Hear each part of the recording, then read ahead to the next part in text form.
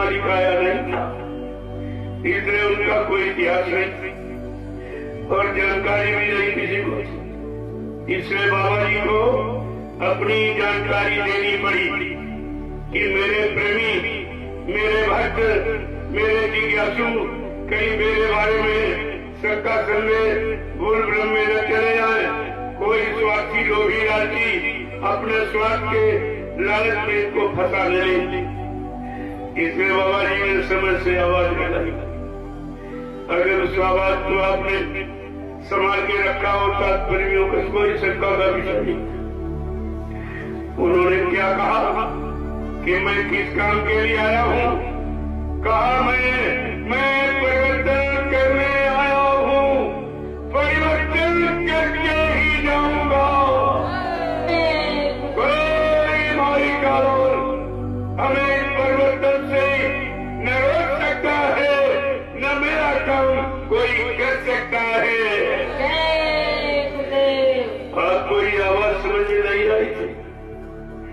कितना बड़ा चैलेंज सारी सृष्टि को, सारे विश्व को और जितनी शक्तियां आई सबको चैलेंज किया कि मेरा मैं कलयुग भगाने का, सतयुग लाने का, ये मेरा काम न कोई कर सकता है, हमको इस काम से कोई रोक भी नहीं सकता।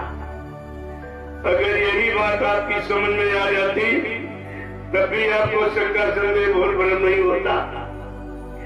क्या कलयुग कोई भगा सकता या सतयुग कोई ला सकता है? यह सामर्थ्य शक्ति किसी सांसारिक व्यक्ति में है, चाहे जितना धर्मान बलवान बुद्धिमान हो, मतलब नहीं, लेकिन कलयुग भगाना, ये सतयुग लाना, युग परिवर्तन करना, वो भी बीच में परिवर्तन करना किसी इंसानी शकल की बस की बात नहीं है। हमारे धर्मशास्त्रों में लिखा है एक युग जब समाप्त हो जाता है तब दूसरा युग लगता है। लेकिन बाबा जी ने अपने समृद्ध शक्ति की पहचान दे दी कि अभी कलयुग के 5,500 वर्ष निकल पाए, बीच में आवाज लगा दी कि कलयुग में कलयुग जाएगा और कलयुग में सतयुग आएगा।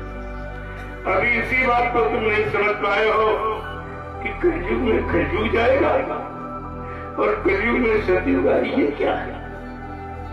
ये कलयुगी लोगों में जो कलयुगी खान पान और कलयुगी कर्म करते हैं उनको ले जाएगा और बचे हुए लोग सतयुग में आएंगे। पहले बात को समझा तो अभी न कलयुग गया न सतयुग आया, और तुमने कह दिया कलयुग भगाने वाला सतयुग लाने वाला चला गया। ये लाएगा कौन? कलयुग भगाएगा, क्योंकि लिखा है काल बड़ा बरियार। ये कलयुग काल इतना जबरदस्त जिसने ऋषि मुनि योगी महर्षियों को नहीं छोड़ा। जिसको भगवान कहते हो, त्रेता के राम, द्वापर के कृष्ण, इनको भी नहीं छोड़ा, और ब्रह्मा विष्णु महादेव इनको भी नहीं छोड़ा, और 33 करोड़ देव देवता, 9 करोड़ दुर्गा, 10 करोड़ शंभु, इनको भी नहीं छोड़ा। ऐसा जबरदस्त युग है। और जो ये कह रहा मैं कलयुग को भगाऊंगा, वो कितना बड़ा होगा, कितना शक्तिमान होगा, इतने बड़े तो आपको विचार करना चाहिए। लेकिन कोई वचन आपने सत्संग का न समझा नहीं, समझ के रखा नहीं, तो सब कोई इधर बढ़ गया, कोई उधर बढ़ गया, कोई उधर बढ़ गया, और जिसने आवाज लगाई उसके पास कोई नहीं खड़ा, कोई नहीं खड़ा।